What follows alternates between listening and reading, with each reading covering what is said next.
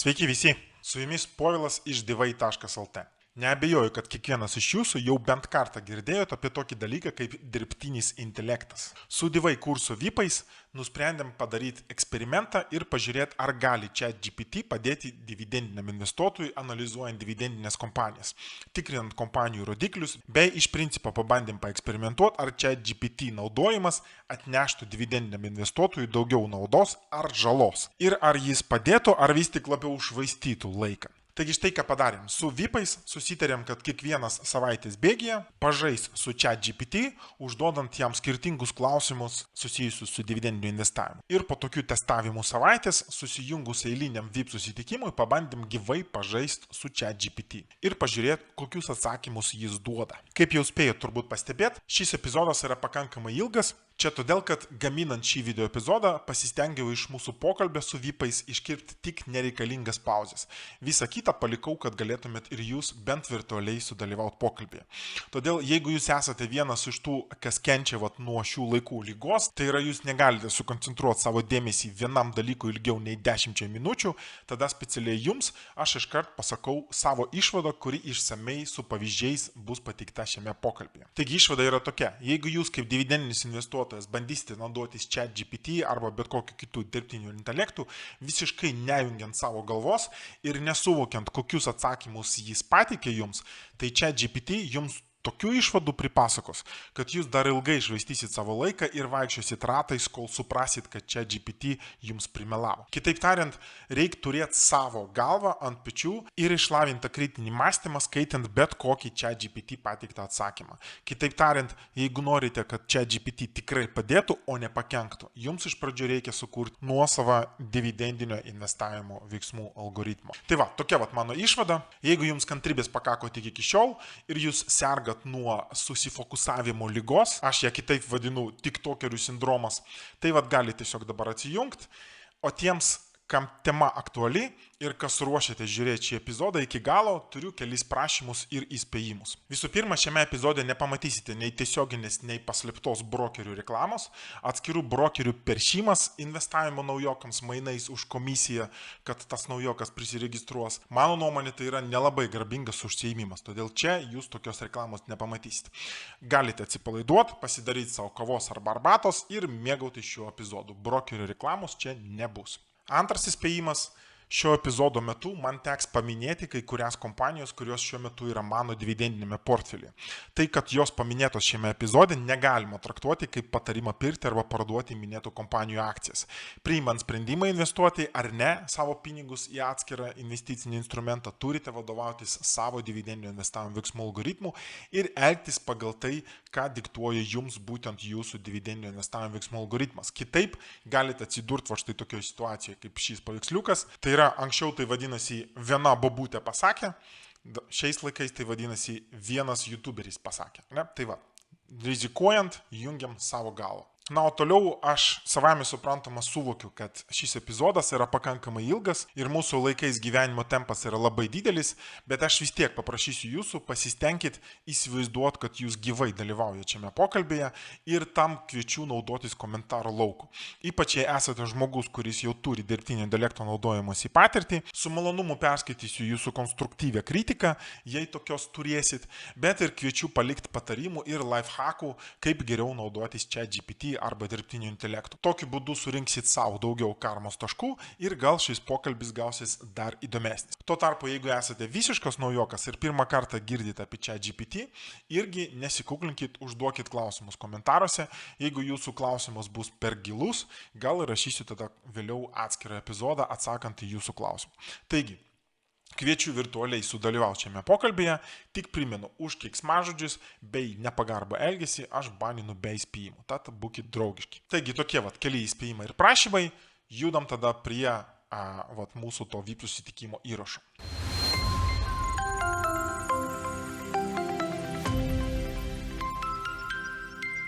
Parodysiu, kas man gausi. Jeigu jūs visus tos klausimus klausit, tai kažkokiu tai momentu jums ChatGPT dabar pasakys: tu man čia per daug klausimų uždavėjai, aš tau grafikų jau parodyti nebegaliu. Ir jisai pradės jums rodyti kažką štai tokio vietoj grafiko. tipo pats paimk ir grafiką susikurk. Tai čia gaunasi, kai tu per daug klausimų užduodi tą pačią dieną, tai jisai jau nebegali vizualios informacijos tau duoti, jisai jau duoda tau tokius tipo savo išvadas, savo pamastymus. Va, tai, pirmas klausimas galbūt kažkam bus aktualu. Jeigu kažkas bandysit šitokį klausimą uždavinėti čia GPT, tai nešvaistykit savo, taip sakant, tų nemokamų užklausų kiekio, nes aš jam buvau uždavęs klausimą, o tai tu man sakyk, ar yra skirtumas tarp lietuviško atsakymo iš tavęs ir angliško atsakymo iš tavęs, nes man laisvai yra anglų kalba, aš galiu su ja angliškai kalbėti. Ir jisai man tokią išvadą pateikė, kad jisai man pradėjo lietuviškai rašyti. Ir aš jam sakau, ar tavo atsakymuose yra skirtumas, jei aš naudosiu lietuvių kalbą, ne? Jisai čia vėliau galėsit atsukti įrašą, galėsit pasižiūrėti, ką jisai man atsakė. Tai aš jam tada sakau, ar teisingai sakau, kad aš tau užduodu klausimą lietuviškai, tu renki informaciją apie dividendinį investavimą iš angliškų šaltinių ir pateiki man lietuvišką vertimą. Tai jisai rašo, taip, tavo supratimas labai tikslus. Ir čia vėlgi galėsit vėliau įjungti, jeigu norit išsamesnį tokį atsakymą tikslesnį paskaityti, ką jisai man parašė, tai galėsit video įrašą vėliau pasižiūrėti, paspaus pauzę ir paskaityti. Bet mano tokia išvada, kad jisai turi, tokia greitai, kad jums apibendrinti, jisai turi anglišką kontekstą arba jisai naršo būtent angliškus šaltinius ir tada verčia iš anglų kalbos į lietuvių kalbą, plus kažkaip tai lietuviško konteksto galbūt, jeigu suranda, prideda ir tada pateikia lietuvišką atsakymą. Jeigu jums anglų kalba yra antiek sunki, kad jūs negalit pastebėti skirtumo tarp vertimo angliškai ir lietuviškai, tai tada turbūt verta lietuviškai naudoti. Bet aš priejau prie išvados, kad kam man reikia, kad jisai man imtų anglišką informaciją, anglišką kontekstą, jį kažkaip tai tas kontekstas mutuotų su lietuvių kalba ir jisai man pateiktų lietuvišką variantą. Jeigu aš galiu tiesiog angliškai perskaityti ir pats suprast, ką jisai man pasakoja. Tai man toksai pasirodė toksai bučiavimasis su mergaitė per stiklą. Ne? Tai yra angliška informacija ir jisai man duoda lietuvišką vertimą ir man dar reikia įsitikinti, kad tikrai tas lietuviškas vertimas yra geras. Tai tokia išvada mano dėl lietuvių kalbos, kam įdomu. Žodžiu, nesmė, einam toliau. Čia aš klausiu jo, kiek yra kaina.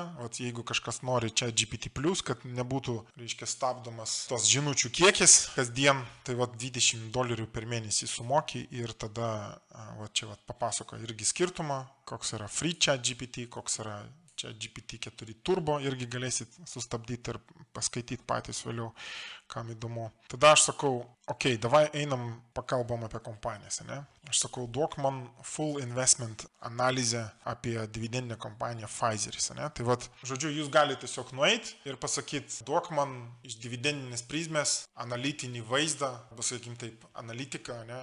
Apie konkrečią kompaniją. Ir jisai jums duos kažką tai. Ir štai ką jisai apie Pfizerį davė, market capą, dividendų procentus ir taip toliau. Dividendų štai politikos, truputėlį jisai įvertina rizikas. Prie ko aš prisikabinau vėliau, jūs vėlgi aš taip lėtai scrollinu, kas norėsit vėliau galėsit tiesiog nueit paskaityti, ten pauzės pamaigyti ir pasižiūrėti, ką jisai čia man rašė, kad jums nereikėtų to paties daryti. Man buvo įdomu pasižiūrėti, kadangi mes su jumis gaunam 5 iš Seeking Alphos, 5 metų istoriją, iš TradingView mes gaunam 7 metų ataskaitų istoriją, tai aš jam sakau, ar tu gali man 20 metų istoriją duoti. Tai jisai man davė 10 metų dividendų augimą, payout ratio dividendai dalinta iš earnings per share, jūs prisimenate tas formulės. Ir taip aš su juo vis kalbėjau čia, bendravau, papildomus klausimus uždavinėjau. Ir jisai man davė payout ratio. Man buvo įdomu paklausti, nes prisimenat, mes su jumis namų darbuose skaičiuojam payout ratio remintis net income. Aš pasižiūrėjau taip iš prizmės, ar mes galim kažkaip tai sutaupyti laiką ir iš jo gauti tokį 20 metų grafiką remintis cash from operations vietoj net income. Ne? Ir jisai man davė tokį grafiką. Ne? Visą tai, aš jums tokią mini istoriją pasakoju, kaip aš su juo bendravau. Ir valio, gražu, aš tada sakau, ar gali net income ir cash from operations ant vieną grafiko man uždėti. Jisai tai padarė. Čia tos nemokamos žinutės, kai tik tai nemokamų žinučių kiekis baigėsi, jisai jau tada nebeduos jums grafikų, sakys arba tai kitą dieną, arba susimokėk. Tada aš jiems sakau, tu man duok dar pridėk prie grafiko free cash flow. Ir, nu, žodžiu, vat, jisai man davė tokias vat, tendencijas, man buvo įdomu vat, pasižiūrėti tas mūsų sudėtingiausias namų darbas, kur vat, mes su jumis kalbėjom, kad praeina visas procesas, mes surinkam švaraštį, kažkaip tai mūsų taškų sistema susiaurina mums, tarkim, iki top 10, tada galbūt netgi iki top 3 kažkam susiaurėja pasirinkimas. Ir tada jūs ateinat prie kažkokio tai bifurkacijos taškų analizavimo ir jau pradedat giliau krapštyti, pasižiūrėti, ar jums galbūt kažkokių tai raudonų vėliavėlių atsirastų. Vat man buvo įdomu, ar galima va štai šį sudėtingesnį procesą, tai yra bifurkacijos taškų paieškos procesą, sutrumpinti, sumažinti arba kažkaip tai pagreitinti. Ne? Tai mano tokia išvada šiam momentui, vat, po visos savaitės tokio bendravimo, tai aš sakyčiau taip 60 ant 40, kur 60 tai yra aš esu patenkintas, 40 nelabai. Kodėl nelabai? Nes nu, vat, jisai davė grafikus ir aš jam tada sakau, kas atsitiko 2022 metais. O štai čia pastavė, viskas pašoko. Kodėl vat, pašoko taip stipriai, nu, žodžiu, aš čia pastebėjau tą bifurkacijos tašką ir sakau, paaiškink man, kas čia atsitiko. Ir jisai sako, tipo, valio, pagyrė mane, bla bla bla. Ir vat, pateikė savo išvadas. Jisai vat, man davė išvadas, vat, štai čia pasižiūrėk, štai čia paskaityk. Ir čia galima kiekvienam iš vat, šitų vat, išvadų užduoti papildomą, ne? Galima jo paprašyti. Kol jūs neprašot iš jo grafikų, tai turbūt su juo galima ilgai bendrauti. Ir tekstinė informacija jisai nemokamai jums daug pateiks, bet nu, galima taip vat, su juo šnekėtis ir galbūt prie kažkokios tai išvados greičiau negu su Google prieisite. Ne? Va, ir nu, vat, jisai savo išvadas pateikė. Va, tada aš jo paprašau, okei, duok man paskutinę išvadą anglo-lietuviškai, ne, kad pasižiūrėt skirtumą, ne, tai va jisai dar anglo-lietuviškai pateikė. Matot, cash flowas nukrito, bet ne tiek, kiek pelnas. Tai man buvo pakankamai juokinga, kad jisai... Žodžiu, jeigu jūs esat toksai intravertas, kuriam nesinori su niekuo kalbėti, bet jūs norit su kažkuo pasikalbėti, ne, tai suprasdami, kad čia yra visiškas fejkas ir jūs kalbat su robotu, tai vat galima su juo paplepėti ir jisai su jumis ir pajokas ir taip toliau, ne? Aš čia tyčia tai bandau lėtai scrollint, paklausiu jo, iš kur tu duomenys paėmė, iš kokių šaltinių, ne? Tai vat jisai man davė šaltinius, sako, vat štai 2005-2023 metai, tai vėlgi čia yra 2 metų senumas, nors iš tikrųjų vat iki 23 metų duomenys jisai paėmė iš vat, grinai sec.gov, valstybinis tinklapis, ne? Tai yra čia tas pats, kaip pas mus mokesčių inspekcijos puslapis koks nors, ne?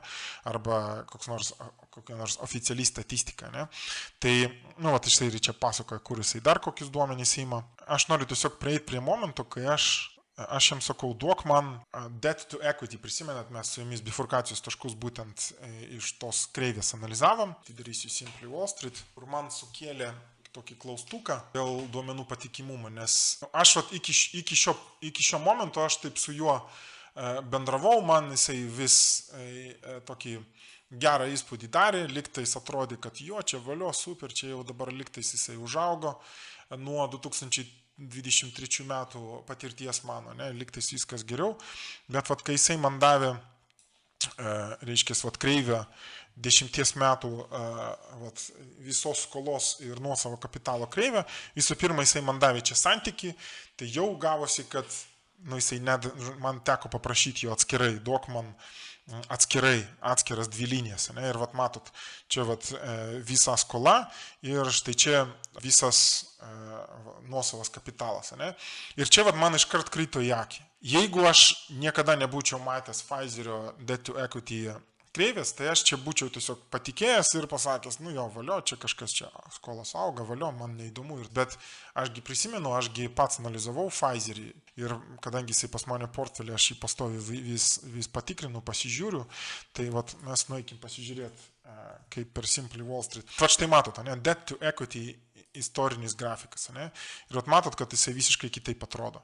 Jisai nors čia 10 metų, bet jisai visiškai kitaip atrodo, negu tai, ką rodo ChatGPT. Ir va štai šioje vietoje gerai, kad aš pastebėjau tą skirtumą, bet o tai kame čia bairis. Ir vat visas mano pokalbis su juo nuo to momento buvo, aš iš pradžių įtariau, galbūt čia tiesiog dėl to, kad 20 metų istorija ir jisai galbūt dėl to gliučino. Tai sakau, duok man 10 metų istoriją. Jisai tada jau pradėjo apie duomenų limitus kalbėti, jau čia man pasibaigė tos žinutės visos. Va, tai, žodžiu, po tokio susirašinėjimo aš jį paprašiau patikslink man, tai va, jisai 10 metų vėl štai tokį grafiką davė. Jeigu jūs nueisit pasižiūrėti, jūs pamatysit, kad visiškai nesutampa duomenys. Va, tada aš jam pradėjau jau uždavinėti klausimus. Ar tu tikras, kad čia tavo duomenys yra teisingi, iš kur tu tuos duomenys, va, kaip aš vis galiu tavim pasitikėti ir taip toliau. Ir jisai čia pradeda teisintis. Sako, tu man duok konkretų puslapį arba duok savo lentelę, aš tau pagal tavo lentelę paskaičiuosiu. Ir vėl, kiekvieną kartą jis pasibaigė mano tos nemokamos žinutės, jisai man vėl pasiūlo vietoj grafikų va štai tokius variantus. Žodžiu, aš čia pradėjau pavargti. Kažkokį momentą jisai man vėl iš naujo perpaišė va štai taip. Matot, vėl visiškai kitaip, su 24 metų. Ir aš tada jam sakau, okei, davai visiškai iš naujo pradėti. Žodžiu, visas tas pokalbis mane privedė prie to, kad taip istoriniais duomenimis aš negaliu juo pasitikėti. Žodžiu, aš negaliu jam duoti užduotį, bent jau kol kas aš prie tokios išvados priejau, galbūt jūs mane pataisysit, kas esat labiau patyrę. Aš negaliu jam duoti užduotį, tarkim, surašyti sąlygas mūsų rodiklių ir reikšmių sąrašą, kurį jūs kiekvieną savo surašėte. Ir prie kiekvieno to sąrašo ten surašyti sąlygas, ne? Tai yra parodyk man tą, aną arba kitą. Aš čia beje irgi tą atskirai pabandžiau padaryti ir tu aš čia jums parodysiu. Irgi gavosi visas pokalbis, nes baigėsi tuo, kad aš jam sakau, duok man sąrašą kompanijų su štai tokiais išmatavimais, ne, minimum 2 procentai, CAGR, kad būtų minimum 5 procentai, ne, išink man bankus ir finansinės institucijas, kad, viską, ką mes plius minus apie filtravimą kalbėjom šiandien, ne, 2008 metų, kad mokėtų dividendus stabiliai, payout ratio, kad neviršytų 90 procentų ir cash from operations ir netinkom, kad brokerių rekomendacija būtų 3 ir mažiau, kad kaina būtų tarp 400 ir 10, debt to equity, kad būtų mažiau negu 2, ne? Tai daviau jam tokias sąlygas ir aš jam sakau, duok man sąrašą dividendinių kompanijų. Jisai man davė, žiūrėkit, ką davė. Johnson & Johnson, atitinka, 3, 6, kem 5, šiam 2 metai, ABR mažiau negu 3. Davė Procter & Gamble, kuris atitinka, davė McDonald's, kuris atitinka. Ir toliau, jeigu žmogus netidus ir nesupranta ir nežino ir niekada nematė tos kompanijos, jisai tiesiog pražiopsos. Žiūrėkit, ką duoda. 0,8 procentų. Bet mano pirma sąlyga buvo, kad minimum 2 procentų startup yieldas būtų. Jisai man duoda Microsoft. Tai man iškart klausimas, tai palauktų, ką čia, man tiesiog bandai prireklamuoti Microsoft ar prikočiai šis Microsoftas. Man galvoj klausimas, aš jam to klausimo neužduodu. Toliau jisai man Apple duoda, kuris iš vis 0,4 procentų. Iškart kyla klausimas, o tai kam man tada visą tą sąrašą duomenų surašinėti, aš čia taip stengiausi, jeigu jisai man vis tiek pagal save čia kažką. Žodžiu, Tadas, kur aš sakiau, kur negalėjo dalyvauti, kur aš paprašiau jo, kad jisai man parašytų pagrindinius tokius, tuoj persijungsiu prie Tado susirašinėjimo, galėtų nueiti ir pasižiūrėti. Tadas rašo, kad nemokamas sūris tik pelėkautose, tai yra nemokamas dirbtinis intelektas, jisai jums nemokamą informaciją ir duos. Tai vėlgi, Tadas siūlo DeepSeeką, DeepSeekas jisai neduoda grafikų, bet jisai išsamesnį informaciją duoda ir daugiau tų nemokamų žinučių, nors aš nebandžiau pats to DeepSeeko. Klausimus reikia užduoti kaip įmanoma paprasčiau, akcentuojam 1-3 filtrus, tai yra negali 15 filtrų jam duoti, nes jisai atsirinkti kelis filtrus, kuriuos įgyvendinti patogiau yra jam pačiam ir jisai tą padarys. Tai yra, turi pats nuspręsti, ko nori. Jei norime visų kompanijų su tam tikrais filtrais, tai turim jam duoti tikslų skaičių, duok man 20-50 kompanijų. Tai, ta prasme, užduot filtriuką tokį 3-4 rodiklių ir sakyt, man surask 30 kompanijų, kad jisai negalėtų išsisukti ir neduotų belenką. O vėlgi, tam, kad duot tą filtriuką, tai o iš kur žmogus paprastas, kuris galbūt pirmą kartą susidomėjo dividendiniu investavimu, be savo algoritmo žinos, ko jisai nori.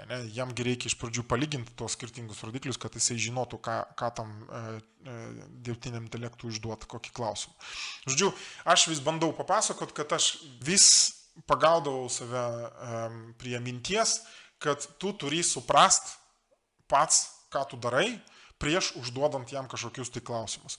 Ir kiekvieną kartą, kai gauni atsakymą, tai yra kaip toks žaidimas, kur tu kur jisai daugiau iš tavęs naudos gauna, plus nemokamai, arba tu netgi sumoki už tai, kad jisai iš tavęs naudą gauna, nes jisai mokinasi iš tavęs. Galbūt, kada jisai ten išmoks ir mokės jau kažką, arba supras tave, galbūt ten po kokių 3 mėnesių pokalbių jisai jau žinos, ko tu nori ir kažkokį tokį vietinį kontekstą pokalbio su manimi jisai turės ir tada jau iškart man duos geresnius atsakymus. Bet čia, man reikia 3 mėnesius sėdėti jį mokinti, tai žodžiu, man kol kas kyla klaustukas, kur čia aš laiką savo sutaupau, ne? Va, tai toliau tada gavus atsakymą pridama papildomus reikalavimus, tai yra iš pradžių gauni atsakymą, tai yra turi žinot, ko nori, o tada žinot, koks sekantis tavo klausimas bus, tam, kad tu iškart turėtum tokį 3-4 klausimų planą, kur klausimas po klausimo tave prives prie kažkokio tai atsakymo. O čia prašosi išvadą, vėlgi reikia turėti savo algoritmą ir vėlgi reikia turėti savo veiksmų kažkokį tai planą, savo bendrą supratimą, kad iš to, reiškia, pokalbį būtų kažkokia tai nauda, ne? Žodžiu, nežinau, galbūt aš šališkas, vėlgi, aš čia kol kas tai Tado išvadas jums pasakoju. Jeigu nepatinka atsakymai, taip ir rašykit, o jisai turi iš jūsų išmokti, vėlgi paskaitysit, ne, mokosi iš kiekvienų užduotų klausimų. Va, reikia paminėti, kad esat Lietuvos ar Europos investuotojas, kad jisai iškart duotų tam tikrus teisingus skaičiavimus. DeepSeekas štai neturi dar vizualių dalykų. Ką aš kviečiu daryti, tai yra darykit bandymus, ypač tie, kas turit savo veiksmų algoritmus. Aš savo darau dabar tuos bandymus, kur aš daugiausia laiko prarandu. Tai yra, gerai, pakalbam tada apie dar rezultatus, jūs tada pamatysit. Žodžiu, Microsoft'ai jisai man davė, Apple davė, ne? Ir aš jam sakau, jų yra dividendai mažiau negu 2%. Mano pirma sąlyga buvo daugiau negu 2%, tai ko tu man čia duodė, ne? Ir jisai atsiprašo, bla bla bla, ir tada duoda man, išmeta tas 3 kompanijas. Žodžiu, man reikėjo prarast visą pranešimą nemokamą, kad jisai man, vietoj to, kad duotų visą sąrašą, jisai man tiesiog ištrinė tas 2, tai ką, aš pats negalėjau ištrinti, ne? Žodžiu, tokie dalykai, ne? Tada aš jam sakau, ar tai yra tik tai 3 kompanijos, kurias tu gali parodyti, pasiūlyti, kurios atitinka tos kriterijus. Jisai sako, jo, vėl tu teisus, bla bla bla, ir duoda man, štai, kiek čia jisai davė. Aš šitų jau netikrinau, bet, dar papildomai 1, 2, 3, dar 4 kompanijas davė, ne? Tada aš jam sakau, ar tu gali man visas kompanijas duoti, kurios atitinka šitos kriterijus.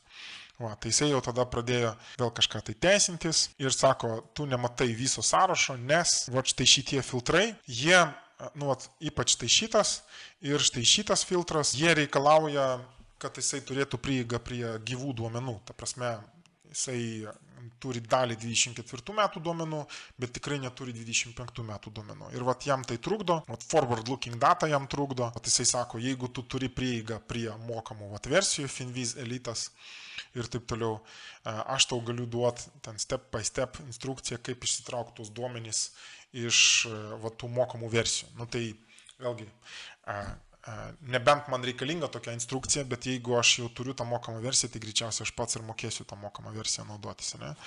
Tada aš jau jam sakau, tai kurie kriterijai tau trukdo duoti man pilną sąrašą, ne? Ir jisai paaiškina čia, kur jisai yra limituotas ir vėlgi aš čia lėčiau scrollinu, kad jūs vėliau galėtumėt paskaityti, būtent kokie kriterijai jam trukdo duot man tokį pilną sąrašą, ne?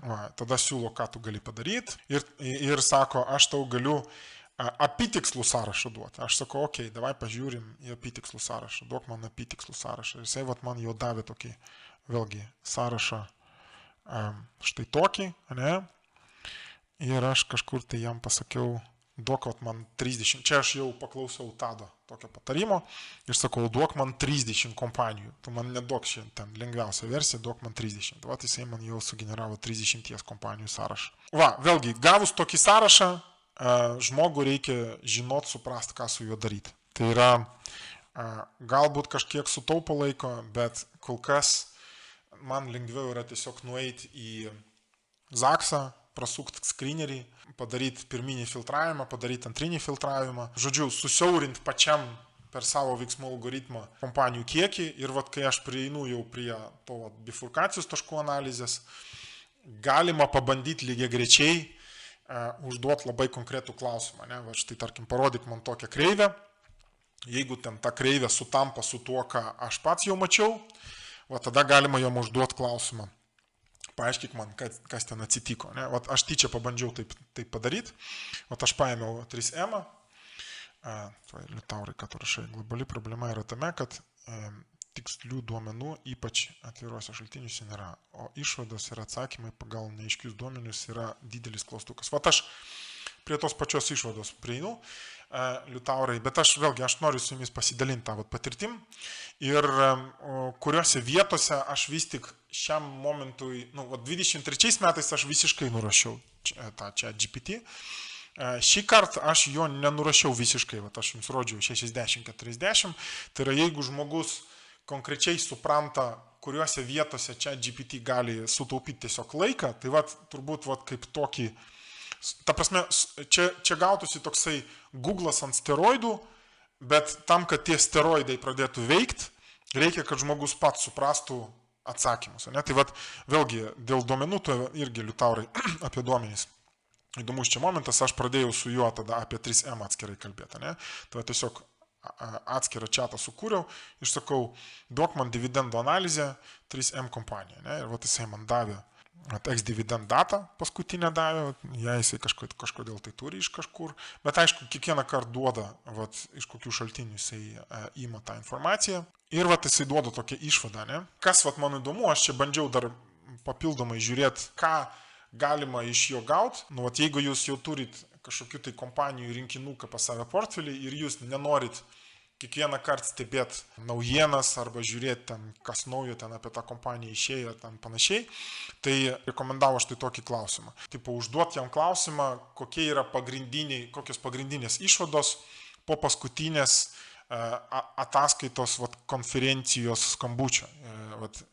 Jūs visi žinot, kad kas ketvirtį kompanija atsiskaito ir tada pateikus tą ataskaitą, dar vyksta tokia investuotojų konferencija. Galima ten susiskambinti tą konferenciją, joje sudalyvauti ir gyvai užduoti klausimų vadovybei, į tuos klausimus vadovybė turi atsakyti. Vietoj to, kad pačiam dalyvauti tose konferencijose arba pačiam stebėti kiekvieną kompaniją, naujieną stebėti ir taip toliau, galima štai tokia prasme pagreitinti arba sutaupyti savo laiko. Tai yra tiesiog užduoti jam klausimą, duok man paskutinės konferencijos, pagrindinės išvadas. Ne? Tai aš pabandžiau su 3M tą padaryti. Vietoj to, kad eit googlint kažkur, tai pačiam, štai jisai duoda pirmas ketvirtis 25 metų, konferencijos skambutis buvo balandžio 22 dieną, ir man pasirodė visai tokia švieži informacija. Ir vėlgi galėsit paskaityti patys, ką jisai čia davė. Direktorių komentarai. Išvados ten ir taip toliau, ne, galėsit patys paskaityti. Tada aš jau pabandžiau vėl, aš sakau, paskaičiuok man intrinsic value, ne, aš taip pagalvoju iš tokios prizmės, tarkim, jeigu jūs tinginio formulę panaudojot kokį ten Guru Focus, ten Simple Wall Street ir taip toliau, surinkot, koks yra intrinsic value pagal skirtingas formulės, aš dar pagalvojau, kodėl ChatGPT nepanaudot kaip tokį dar vieną tinginio formulės ant steroidų tokį šaltinį, ne? Ir aš jums sakau, paskaičiuok man intrinsic value remintis discount cash flow modulio, ne? Ir jisai duoda formulės, suskaičiavo visus, skaičiavimo logiką visą parodė, formulės visas davė. Ir sako, kad 3M turi $117 kainuoti. Ne? O dabartinė kaina 3M yra kažkas tai... pasižiūrim, kažkas 130, man atrodo. 139, 100 kiam. Ne, tai pagal jį, arba pagal jo išvadą, ne, tai gaunasi, kad pervertinta kompanija. Vėlgi, dar vienas šaltinis. Toliau aš tada bandau, su Pfizeriu man nepavyko, duok man tada 3M-ui skolos ir total equity grafiką. Ne? Vėl jisai, sakau iškart, jau patirties turėdamas, duok man iškart dvi atskiras linijas, ne?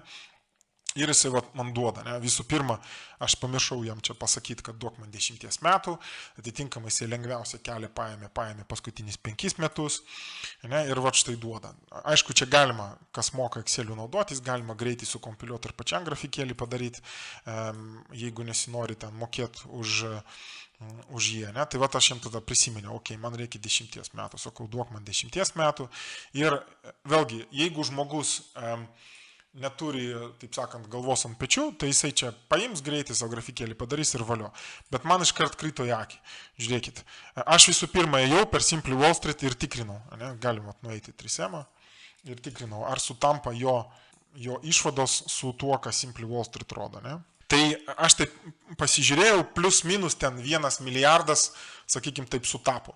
Tik tai reikia turėti omeny, jisai turėjo duomenų iki 23 metų, tai vat paskutiniai 24 metai pas jį. Bet kas man krito į akis, yra vat štai 23-24 metams pats jį kažkodėl tai nuosavas kapitalas ir visa skola pradėjo sutapti. Vat paskutiniai 3 metai. Vėlgi, tas, kas biški žiopliukas yra, tai jisai priims už gryną pinigą ir sakys, valio.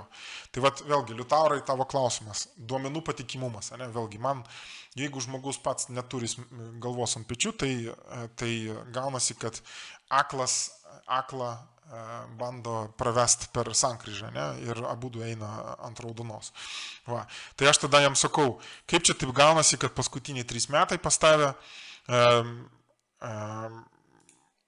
Visų pirma, beje, aš tą pamačiau, kad čia sutampa, bet to klausimo aš neuždavinėjau, aš pasižiūrėjau, ką jisai čia davė ir pasižiūrėjau 5 metų duomenys, jie yra visiškai skirtingi, matot, ir vat aš pabandžiau jį taip prigauti štai šioje vietoje, aš sakau, kodėl tavo šitie duomenys skiriasi nuo štai šitų. Ir vat aš jam tą klausimą užduodu. Jisai sako, jo prigavai tu mane čia, bla bla bla. Ir vėl pradeda teisintis. Wide differences, skirtingi šaltiniai ir taip toliau. Ir pradeda tą patį pasiteisinimą duoti. Ne? Tai jisai tada, gerai yra tas, kad jisai visada, vat, jeigu jūs neturite idėjų, jisai duoda pasiūlymą, ką galima toliau daryti. Ne? Tai jisai sako, ar nori, kad aš ištraukčiau tikslius duomenys iš oficialių ataskaitų 3M, ne? Tai aš sakau, davai, duok. Ir nors jisai pasakė, kad iš oficialių ataskaitų, bet duoda grafiką iš Simply Wall Street. Ne? Vėlgi tie, kas nežino, kad Simply Wall Streetas būtent taip atrodo, tai jisai, žmogus pagalvos, kad čia tikslus duomenys. O iš tikrųjų tai yra tiesiog iš Simply Wall Streeto ištraukta informacija. Vėlgi klaustukas ir vėl trūksta 24-25 metų, jisai paima. Žodžiu, toks bendravimas su juo vyko. Ne? Čia vėl pasitaiso, jau liktais geriau pas jį. Ir aš jo klausiu, kodėl pas tą 24 metų nėra. Tai jisai čia vėl paaiškino, kodėl nėra. Ir vėl pasiūlo, ne? Aš galiu išsitraukti 24 metų duomenys. Ne? Aš sakau, davai, ištrauk, parodyk man. Ir vėl jisai jau su tais 24 metų duomenimis parodo. Tada aš jau pabandžiau bifurkacijos taško pas jį atsiklausti. Nes čia gavosi, ne? Net jeigu jūs nematot grafiko, nuosavo kapitalo, štai matot duomenys, mes su jumis įpratom surinkti, tarkim, payout ratio savo skaičiukus ir pačiuose skaičiukuose pamatyti tos tendencijos bifurkacijos taškus, net mums grafiko nereikia. Ne? Tai gavosi, kad 23 metais matot 15 milijardų, 14 ir tada 5 milijardai ir tada dar mažiau. Ne? Tai matosi toksai staigus kritimas ir aš jam sakau, matau čia bifurkacijos tašką ir sakau, paaiškink man, kodėl toksai didelis kritimas 23-24 metais. Ir jisai man davė atsakymą, kuris iš tikrųjų aš žinau, kad jisai yra teisingas. Tai yra 3M turėjo problemų su cheminiam medžiagom ir turėjo problemų su ausų kamštukų, kurios jie patikė tokius defektuotus JAV kariuomeniai. Ir jisai davė tokią išvadą, ne, kad dėl FAS, reiškia, teisminių tų problemų, žodžiu, gavosi, kad jie ten nepralaimėjo teismą, bet tam tikrą prasme jie ten susitarė, kad jie kompensuos kažkiek tai už tas FAS cheminės medžiagas. Kas nežinot, kas tos cheminės medžiagos, tai yra taip vadinamos forever chemicals, tai yra medžiagos, kuriomis 3M ir ne tik 3M padenginėjo savo produktus. Tai yra medžiaga, prie didelės temperatūros, nesvarbu, jinai gali ištverti didelę temperatūrą, nelimpa vanduo, nelimpa, riebalai ir tokia labai gerų savybių medžiaga, bet problema su ta medžiaga yra ta, kad jinai niekada neišyra. Tai yra forever chemical, taip vadinamas. Tai yra, jeigu pateko jums į organizmą, dalelės yra tiek mažos, kad jos tiesiog kažkur tai nusėda plaučiuose, kažkur tai gali nusėsti pas jūs viduj ir jos niekada iš ten nedings, niekada nebus suvirkštintos, niekada, žodžiu, taip užsiteršia organizmas. Ir apie tai yra daug dabar, kas norit, galit paguglinti FAS, Forever Chemicals, surasit nemažai informacijos apie tai, kur amerikiečiai arba JAV jau, vartotojai pradėjo bylinėti su kompanijom, bando išsimušti savo pinigų, nes tos kompanijos sukūrė tokią medžiagą, iš to uždirbo daug pinigų ir niekam nepasakė, kad gali būti tokios pasiekmės. Linas sako, be galo žmonės viliojami galimybę nieko nedarant gauti viską. Taip nebus niekada, todėl belieka, kaip sakė vienas garsus istorinis veikėjas, mokintis ir dar kartą mokintis. Bet, žodžiu, vėlgi, aš prie tos pačios išvados lieku, kad galbūt duot dar metus, dar du dirbtiniam intelektui, kadangi dar čia dabar ir konkurencija prasidėjo, tas DeepSeekas atsirado ir jie jau bando kas geriau, tai turbūt dar greičiau jie pradės tobulėti ir galbūt jau po metų bus dar tikslesnė informacija, galbūt dar bus įdomiau, bet informacijos kokybė, išvadų kokybė priklauso nuo to, ar jūs galit suprasti atsakymą. Paprastas toksai dalykas. Tarkim, mano sūnus, jam labai patinka mašinos. Jisai ten tuninguoja savo mašiną ir taip toliau. Kažkada, kai jam buvo 11-12, jisai su mažom mašinytėm žaidė. Jeigu jisai man tada būtų uždavęs inžinerinį klausimą, tėti, kaip veikia alkūninis velenas, kam jisai iš vis reikalingas vidaus degimo variklyje, jeigu aš jam būčiau atsakęs inžinerinę kalbą, jisai būtų tiesiog nieko nesupratęs, būdamas 11 metų. Kai dabar jisai manęs paklaus to paties, aš jam galiu tą patį atsakymą duoti ir jisai jau supras. Bet tai tik tai reiškia tai, kad informacijos kokybė pagerėjo tik tai dėl to, kad jo žinios pagerėjo, o ne dėl to, kad informacija geresnė tapo. Todėl aš grįžtu prie išvados, kad ChatGPT pateikiama informacija ir jos kokybė priklausys nuo to, kiek jūs patys suprantat apie dividendinį investavimą. Ir jeigu jūs nieko nesuprantat, tai jūs gavot kažkokį tai išvadą, o ar jinai gera, ar šis jums tinka, jūs to net nesuprasit. Tada aš jo paklausiau, kodėl skolos stipriai padidėjo 19 metais, irgi štai čia matom 14, 15, 16, 17, 19. Štai čia matot, nuo 15 milijardų iki 20 stipriai padidėjo skola. Tai ir jisai man irgi davė išvadą. Šiaip beje įdomią išvadą man reikia tikrinti, aš nežinau, ar čia jinai teisinga. Čia pasakė, kad į skolas lipo, tai yra 5,5 milijardo paėmė tom obligacijom mane. Tada štai į Japonijoje čia bandė naują fabriką atidaryti 69 milijardus. Arba 630 milijonų dolerių išleido. Tada Acelity Inc. nupirko, kas yra įdomu beje, irgi analizuojant bifurkacijos taškus. Žodžiu, galbūt šitą informaciją ir reiktų tikrinti, bet vis tiek, jeigu ieškot bifurkacijos taškų, tai jau galima lengviau googlinti. Tarkim, Seeking Alpha kartais irgi užknisa tuo, kad ten reikia jam sumokėti, kad jisai straipsnius duotų. Tai vietoj to, kad googlint kažkur tai duot, tiesiog pabandyti išsitraukti kokį, tarkim, net income grafiką, pastebėti jame bifurkacijos taškus, palyginti, ar grafikas sutampa su jums prieinamais atvirais šaltiniais ir tada tą bifurkacijos tašką pabandyti užduoti klausimų ir kai tas dirbtinis intelektas jums duoda kažkokias tai išvadas, tai jau konkrečiai googlinti kažką tai.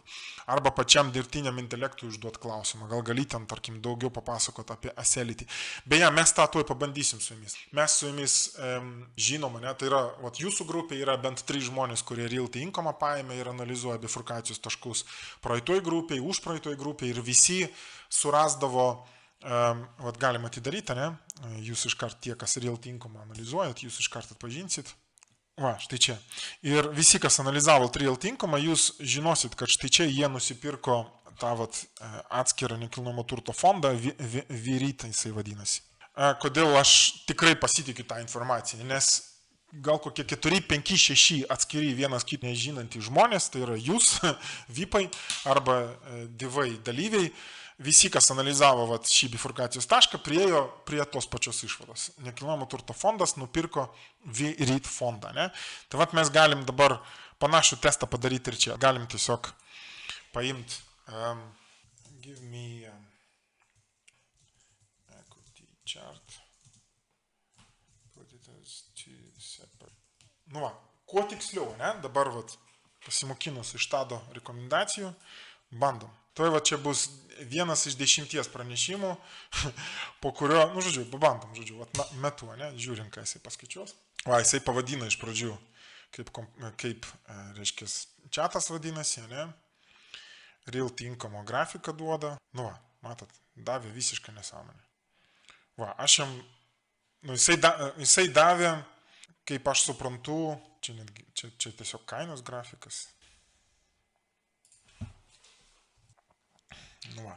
Ir, man irgi taip, vis darant eilinį bandymą, man kyla toksai iš įtarimas, kad nemokama versija tyčia jie stumia, ne? Tyčia, matot, antrą žinutę aš jam parašiau, galbūt aš nemoku klausimų užduoti, bet antrą žinutę aš jam užduodu ir jisai neduoda tai, ko reikia. Ir gaunasi, kad po 10 žinučių man reikės jau jam sumokėti pinigus, kad aš galėčiau jau gauti, ką aš noriu. Ne? Tai yra kiekvienas atskiras pokalbis, man reikia visi iš naujo mokinti, pasižiūrim.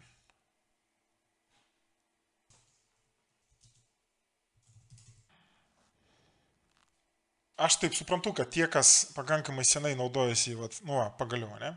Kažką davė, ne? Ir jau pradeda sakyti, kad čia su ryšių problemos, bet vis tiek, kažką jau turime, ne? Galim pasižiūrėti 20-21 metais, o čia pas mus 21-22 metai, stipriai padidėjusi skola. Ir, vėlgi, tie, kas žiūri, galbūt tie, kas žiūrės įrašą, arba tie, kas moka tuo čia GPT naudotis, galbūt pasakys, kad Pavilai, tu tiesiog nemokė naudotis, tau davė plaktuką, o tu bandai su plaktuku duobę kast. Visai gali būti, kad aš supas tiesiog kreivas ir žinot, kaip būna, nesvarbu, kad rankos yra auksinės, jeigu jos iš užpakalio auga, ne, tai vis tiek nepadės. Bet vis tiek turim kažkokį tai iš trečio karto kažkokį tai grafiką, ne, galima pabandyti, galbūt mes vis tik prie kažko prieisime, ne. What is the reason? Įdomu už tai, kas, ne? Mes prisimenam, ne? Aš tyčia jums sakiau, kad apie VREIT, tą bifurkacijos tašką, ne? Ir štai matom, čia GPT kaip ir teisingą išvadą parašė, ne? Sharp increase, tai yra didelis padidėjimas, primarily driven by two significant factors, tai yra 2 pagrindiniai faktoriai, tai yra nupirko VREITą arba susijungė su VREITu lapkritį 21 metų. Štai jau tie, kas bandėt, žinot, suprantat, kas yra greitas skaitimas, ne, kad galima vieną knygą perskaityti, kokių 300 lapų knygą per 3 dienas, arba netgi per 2. Tai greitas skaitimas yra, tu tiesiog varai tai paviršutiniškai, gaudydamas po keliais sakinius ir tie sakiniai, kurie tave užkabino, tu tiesiog sustabdai ir paskaitai giliau. Ne? Tai toks greitas susirašinėjimas su ChatGPT padėtų suprast, kad reikia paguglinti, kas yra tas VREITas, ne? Ir tiesiog nueiti ir paguglinti išsamiau. Ne? Bet vis tik atsakymas teisingas. Ne? Ir dar 4,1 milijardo surinko išleidžiant akcijas. Ne? Yra ką paguglinti, ne? Pasižiūrėjus bifurkacijos tašką. Tai nuo 4 klausimo mes kažką tai lygtais ir gavom. Ta pati klausimą užduotų, kame priežastys total debt. Tais pačiais metais ir skola stipriai padidėjo. Pasižiūrim, ar kažką panašaus atsakys. Irgi matot, vėl apie VREITą rašo. Bifurkacijos taškų ieškojimo laiko sutaupimui real tinkamas padėjo mums. Ne? Bet mano tokia pagrindinė išvada iš praeitos savaitės tokio žaidimo su tuo dirbtiniu intelektu, tai galima pataupyti laiką, surenkant paskutinės, sakykime taip, naujienas ir ieškant bifurkacijos taškų. Čia kol kas tai kaip mums, kaip dividendinės investuotojams, kurie supranta, ką daro turintys savo veiksmų algoritmus, aš matau tokią kol kas vienintelė vieta, kurioje galima sutaupyti laiką ir gauti iš to naudą. Netgi nemokamai, netgi nemokant nieko, nes bifurkacijos taškus jūs vis tiek nereikia čia kažkokio tai gyvų duomenų, ne, ir nereikia ten kas minutę arba kas valandą po žinutę jam rašyti. Jeigu pasibaigė šiandien nemokamos žinutės, galima rytoj prisijungti vėl pratęsti pokalbį, nes vis tiek iš tų top 3 kompanijų, kurias jūs per vieną mėnesį norit ten 1 arba 2 arba 3 išsirinkti, tikrai per mėnesį tikrai pakaks laiko išstudijuoti tos bifurkacijos taškus ir, tarkim, duodavat Virytą, ne, tai galima ir googlinti apie tą Virytą, bet galim užduoti klausimą, pasižiūrim, ką jisai, ar duos kažkokių tai naujų užuominų, paskaityti, ne? Tai, matom, jisai duoda beje šaltinius, štai tokį šaltinį duoda, tai aš šiaip pirmą kartą apie tokį žinau, NAREIT, tai turbūt nekilnam, Investing in REITs, ne? Tai vien šaltinių paieška, jeigu reikia kažkam tik tai nekilnojamo turto fondus paieškoti, tai štai matom, štai čia yra kažkoks tai REIT data, Industry News ir taip toliau. Turbūt galima kažkokių tokių naujų šaltinių paieškoti arba netyčia surasti jo dėka. Struktūra, kaip Virytas pateko, tai yra tie, kas turėjo Viryt akcijų, jie gavo už kiekvieną savo akciją gavo Realty Income akcijų, strateginis klausimas. Čia rašo, kad tuo pačiu Office spin-offą padarė, tai aš žinau, aš turiu Orion Office REIT, tai yra kartu su Virytu, jie susijungė Realty Income su Viryt. Virytą įtraukė į Realty Income, verslą, bet tuo pačiu atskyrė Office'ų nekilnojamo turto fondus. Žodžiu, tokia mano patirtis, žmonės. Aš nesakau ir jokių būdų nepretenduoju tai, kad aš moku naudotis tuo dirbtiniu intelektu, bet savo išvadas aš jums papasakojau. Dėl duomenų patikimumo ir tikslumo man didžiausi klausimai. Tai štai toks gavosi eksperimentas. Aš tikiu, kad jis nėra tobulas ir ChatGPT žinovai galėtų pasakyti žymiai daugiau, o ir aš pats dar tobulėju ir man dar daug ko reikia išmokti naudojantis ChatGPT. Tad dar kartą pakviesiu sudalyvauti šiame pokalbėje virtualiai komentaruose. Esu jums dėkingas už jūsų dėmesį ir susirašysim.